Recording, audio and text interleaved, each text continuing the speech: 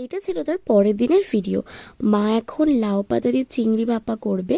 তো আমি ভাবলাম মা যতক্ষণ রান্না করতে থাকুক, আর এইদিকে আমি চলে বড় জেঠির সাথে একটু দেখা করে আসি। আর আমি দেখো চলেও এসেছি জেঠির ঘরে। আর এইদিকে দেখি জেঠি রান্না করছে, তো জেঠির সাথে একটু কথা বলে নিয়ে চলে আসলাম ছাদের দিকে।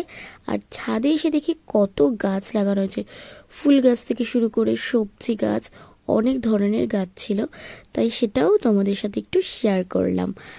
বেশ ভালো লাগছিল দেখতে। আর গাছ, ফুল গাছ বলো, সবজি গাছ, আমার তো ভীষণই ভালো লাগে। আর তোমাদের গাছ কেমন লাগে অবশ্যই কিন্তু একটা কমেন্ট করে জানিও। তারপরে হঠাৎই ও ফোন করে বললো যে ও আসতে পারবে না, শরীরটা ভালো না। তো সেই কারণে আমি বাড়ি চলে আসলাম। মা সব কিছু রেডি করে দিয়েছে। এদিকে দেখো চিংড়ি ভাপা, তারপরে বটবটি আলু দিয়ে চিংড়ি মাছের তরকারি, আর ছিল মাছের ঝোল। আর এদিকে দেখো ভাতটাও করে নিয়েছিলাম এসে। আর এদিকে আমি লেবু কেটে নিয়েছি। তো এখন চলো খাওয়া দাওয়া করে দেখা হচ্ছে নেক্সট ভিডিও।